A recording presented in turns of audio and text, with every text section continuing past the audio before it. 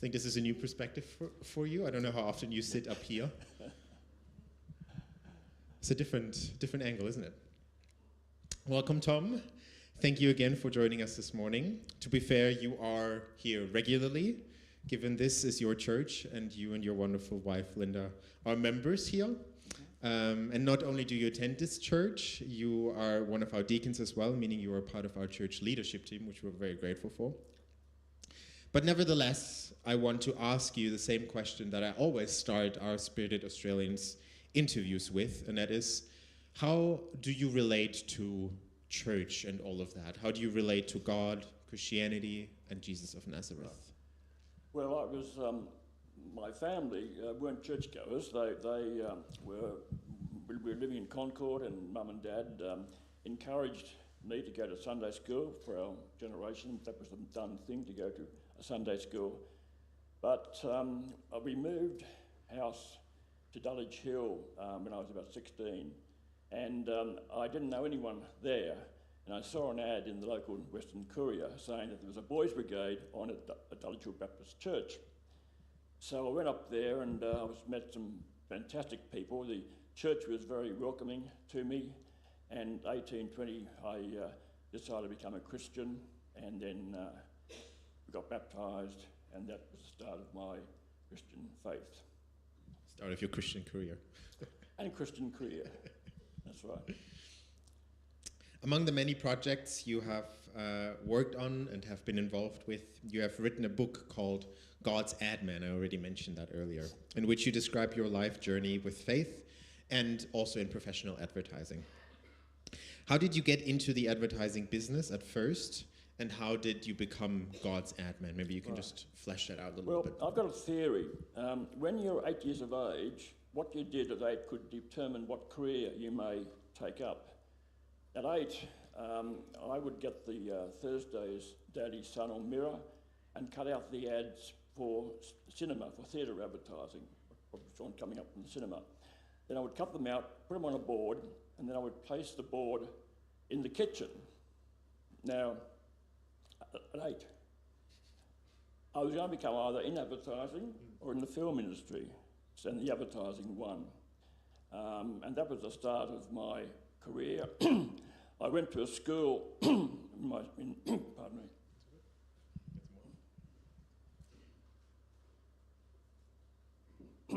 I went to a school, Croydon Park Junior Tech, which was completely not the right school for me. It did tech drawing, metalwork, woodwork, and I had no giftedness in those areas at all. Now today, your parents would go and say, look, Tom is in the wrong school, he should be in a more general school. That wasn't to be.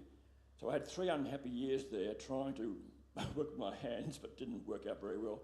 And then unfortunately, I cheated for the intermediate certificate.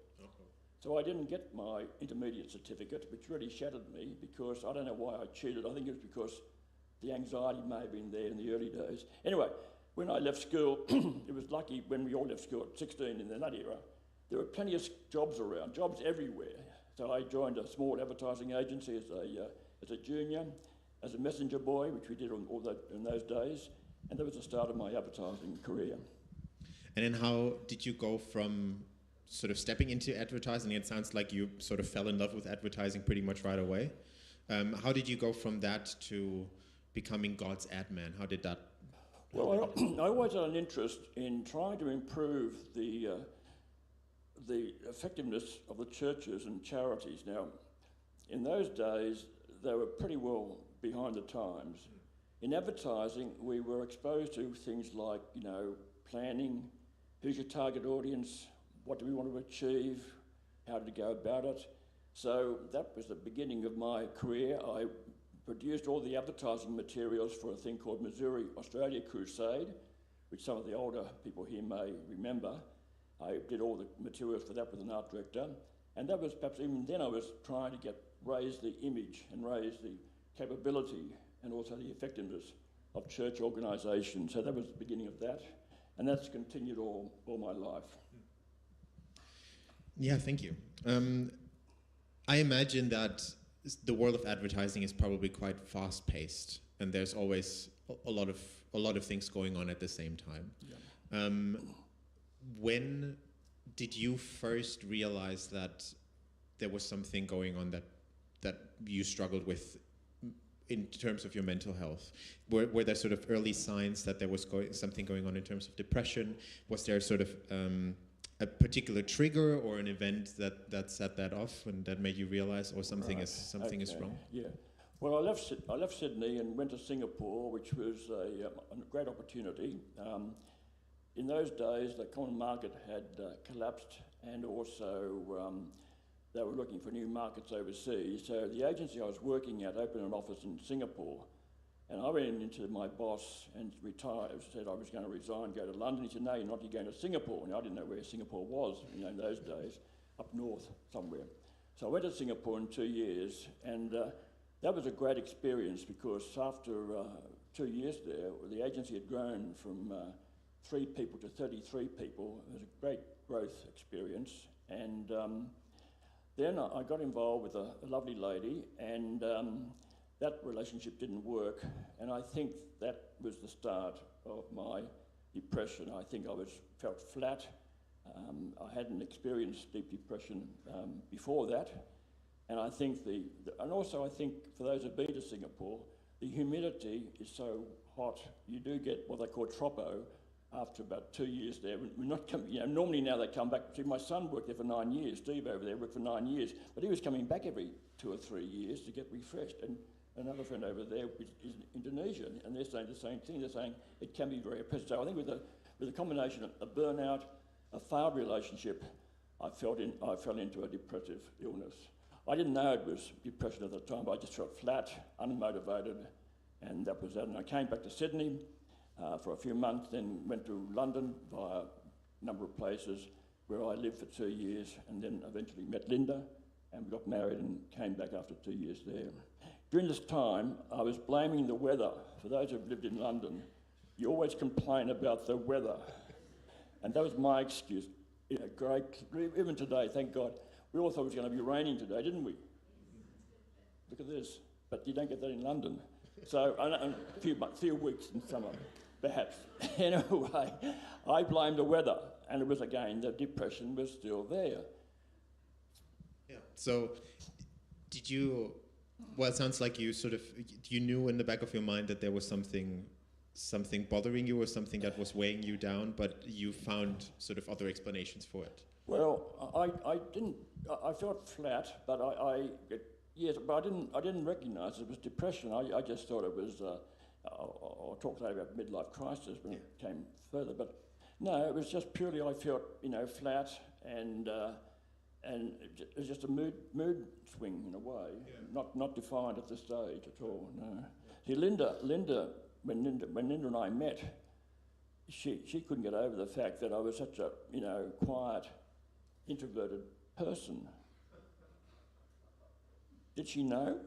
After we got married, I broke out of this extrovertish thing because I'd got a new adventure with Linda, and I was a different person. And she said, "What have I married here?" I married a person who was, quiet, terribly thin, and there we go. Big shock. So you didn't really recognize it as a depression at that time. So I imagine you didn't speak to... Did you speak to a doctor about it? No, there was no depression. See, when I got married, the depression lifted, and this is what happens with depression. You can be in and out of it.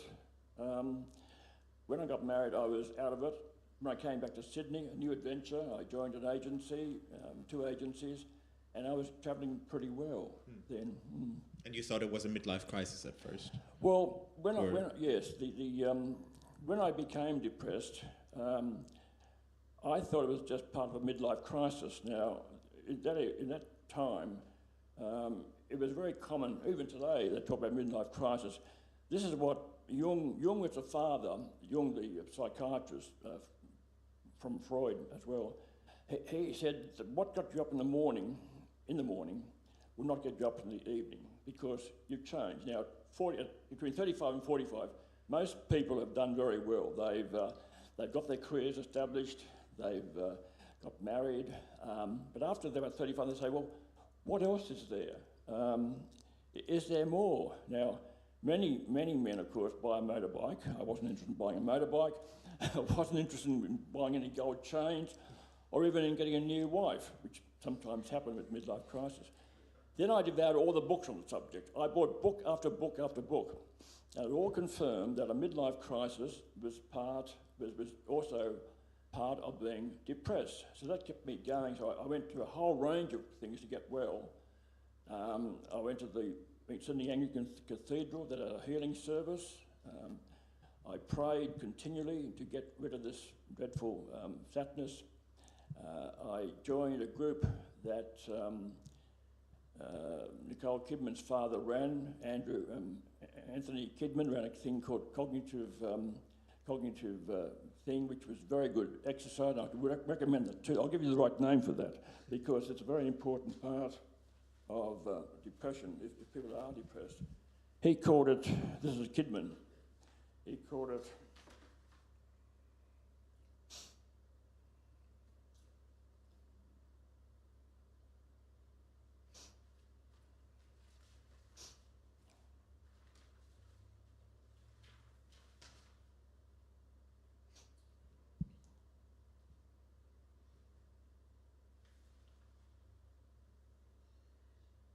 yes, I just can't find the reference. But I'll give it to you afterward if you're interested. But he was very good. He ran this course which explained how to deal with depression or anxiety. And he had an ABC, he had what he called the activating event. You put down a bit of paper why you are depressed. So it may have been that you were rejected, and then you challenge that by saying, this is crazy, I'm not rejected, I'm loved by many, many people. And then you try and work through why you are depressed. And it's a very good way of doing it, and it's a very good way of treating depression emotionally as well as mentally as well. So I can recommend that, and that's in the book as well. But if you ask me afterwards, I can give you the name of it. So was that when... cognitive behaviour therapy. Ah, there you go, cognitive behaviour therapy. Thank you. Was so that connection between thinking it might be a midlife crisis, was that sort of when you started to realize, oh, like this might be depression specifically? Was that the first time you sort of named it? Because I know that naming an issue or naming something that can be very helpful as well. Yes. Well, yes, I became very flat, thought it was just midlife crisis. I tried a few psychiatrists to try and get some help. They weren't at all very helpful. And then I struggled for a number of years trying to get over it, as I said, going to various places. Yes. And what I then found out that if I could continue, I would find some help somewhere. So that kept me going. Yeah. We know that more and more people are becoming depressed in this day and age. Depression is on the rise, numbers are going up. But many of us don't actually know ourselves what depression really looks like. No. Like, how does depression manifest? What does it actually feel like? How would you describe your depression to someone who has no idea what depression is, who's never experienced a depressive sort of phase in their life? Yeah. Could you maybe give us, an examples of things that triggered you or that that made things very apparent? I'll come back to the trigger. That's very important. But frankly, generally, everyone gets depressed. We're emotional beings, and depression is part of our lives. It's when it becomes clinical, which mine was, when it continues over a period of time. The other symptoms is you have low self-esteem. Now, for someone like me, and bear in mind at this time, I was still running an advertising agency, Tom Glynn Advertising, and I was the front and the person behind the agency. So the anxiety of being able to perform was always there. I put on a very good face of being in control and being able to do what I do. And the other things are you have low self-esteem, you can have a low appetite, you don't feel motivated, and they're the symptoms. Now, yes, and there are other symptoms as well, but they're the main ones of depression, clinical depression. Do you have an example maybe, like a story of sort of a very low point? Yeah. Well, the low point came when in January, it was a long weekend, and a number of our friends went away for the weekend with our children, and it was a 3-day weekend. And in the evenings we would play. In the mornings we'd go down for a swim. In the evening we'd play card games and whatever. And up till now, I was trying to get well by reading books, praying, travelling. All these things didn't really make any difference to my depression. Came home on the Monday night, and next morning I was really, really badly suicidal, felt suicidal. Put my hand up, as I say to everyone. If anyone's got a problem, you've got to put your hand up for help. For men, particularly, can be very, very hard to do. But I put my hand up, and I phoned the Northside Clinic. Now, I was put through to a psychiatrist. I don't know how I got through to this man, but I do believe it was God's leading. This person, I always ask you this, if you're phoning a psychiatrist or a mental institution, they'll say, "Do you feel suicidal?" And I said, "Yes, come in." Now that started a journey which went on for a long time, because he defined my depression as endogenous. Now, endogenous is depression that is caused not because you were badly done by as a child or you were beaten or sexually molested. It's purely in the brain and it's part of your DNA. My father was a depressive person. Dad, in those days, had nothing, no medication was provided in those days. I'm going back when he was very young. But Dad was a gambling addict. He just gambled. Now, why depressed people gamble? It's because you get a high when you win and you get a low when you lose. So that was my father's way of coping. My grandfather, likewise, was a depressive. I would go and see him down near Narrabeen Lakes, and I would just see him sitting there looking out at the lakes. And so it goes, unfortunately, it goes in the Glynn's male gene or DNA. So that was a great relief to know that, because I thought it was just, being badly treated as a child, I wasn't loved or whatever. No, it was purely a thing. And he described antidepressant medication. Now, not everyone can be healed by medication. I acknowledge that. I was lucky that the ones he'd prescribed for me, and I tried about 3 or 4, really helped the symptoms. The one I'm on now is Effexor. I take 225 milligrams every morning, so and that just keeps the serotonin bubbling away. So if your doctor does prescribe medication, listen to that. You may have to try a few of them, because some don't work and others do work, but within 2 weeks you would know whether the symptoms are lifting or not. So I spent a number of years with him, because at the same time, as I said earlier, I was running an ad agency, and the ad agency was going reasonably well, but I thought, well, what do I do next? Again, this midlife bit, what do I do next? And of course, it took a long time for me to think about it. Eventually, I sold the agency to another agency, and that gave me a lot of relief, because I wasn't worrying about who gets the car park space or who wants a rise or staffing. So I was released then, and that was good 2.5 years with them. And then as you said earlier, I then opened my own consultancy at 50 years of age. So they're the background to depression. There may be other questions you may want to ask about depression, because it's a huge subject. Yeah. But that was sort of when you had that really low moment of feeling suicidal, and then reaching out to that specific psychiatrist. Yeah. And figuring out that there was not only something, it wasn't only something that you were struggling with mentally, but it was something in your DNA. It was something that that triggered, or that sort of, I guess, was the foundation of your depression. That sort of DNA issue, or what do you call it? Yeah, like it's hereditary. So that was like talking to a medical professional and figuring that out. That was your turning point, wasn't it? Very much so. How did your depression then develop, and how did it affect the people around you, like your friends and family? Was that something you tended to hide from people? Were you open back then? You're saying now that you're on medication now. Were you open all your life that you took medication for your depression? No. Well, going back, when I became clinically depressed, there wasn't as much information as there is today. I mean, so it's become almost as though it's flavour of the month medically. You know, we're seeing a lot of problems with depression. In those days, I coped by putting on the mask and being the extrovert, ad man, you know, get up there, you know. And the other area which really got me down was rejection. Now, we all get rejected, part of living.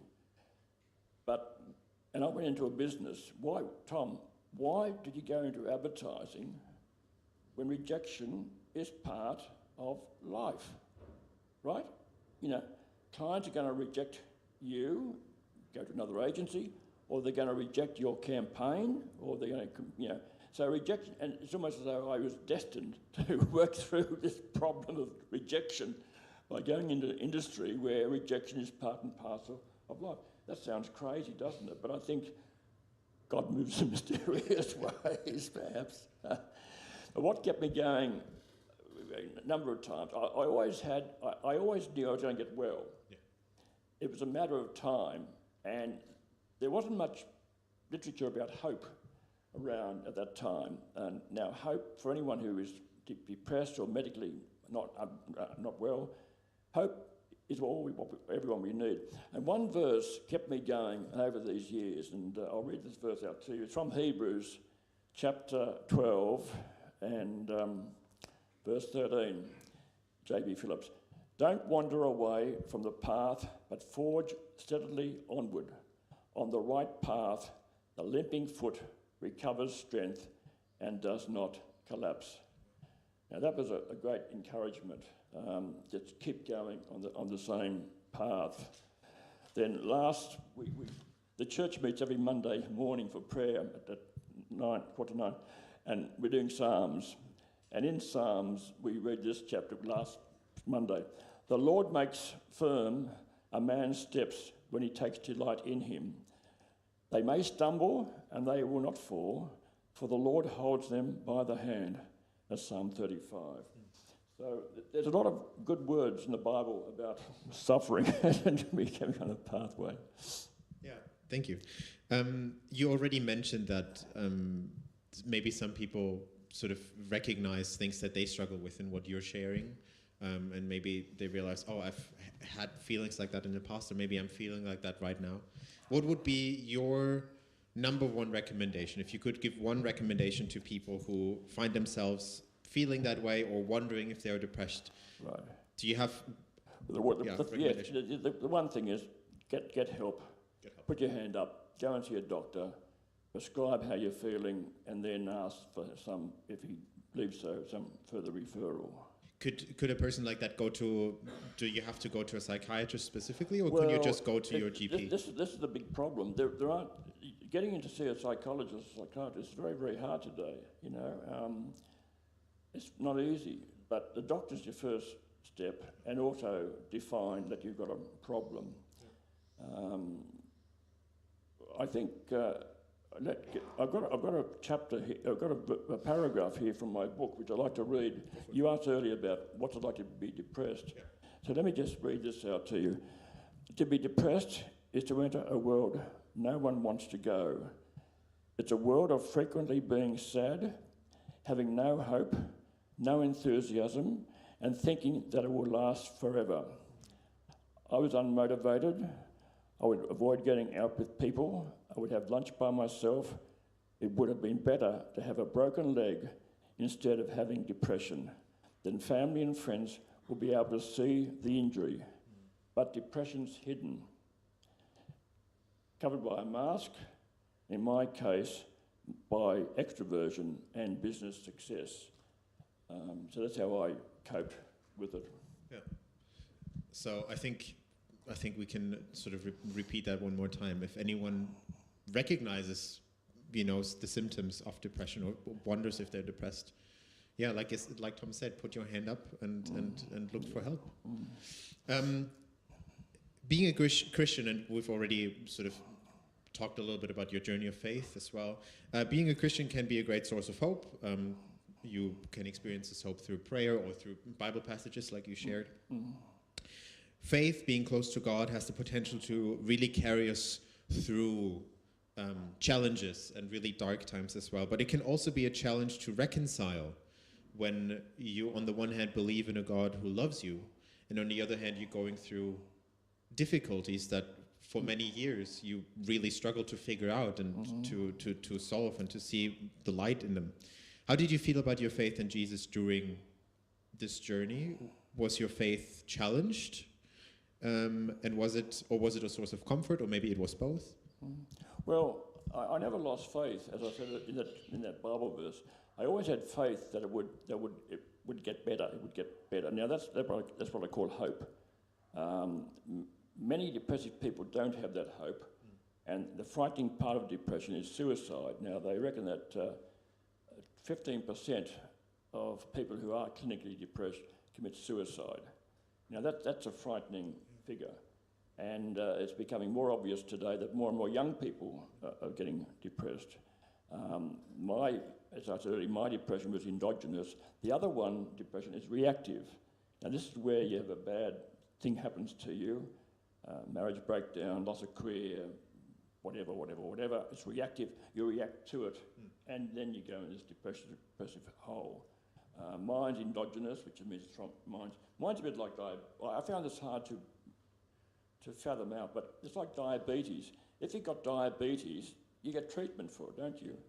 But depression, you should get the treatment for that. But it's taken a long while for the media and the community to say this is a mental illness. It's an illness. Yeah. And it's not because you've been a bad boy or you've been damaged as a young person. You've just got this illness that many people have, and get help.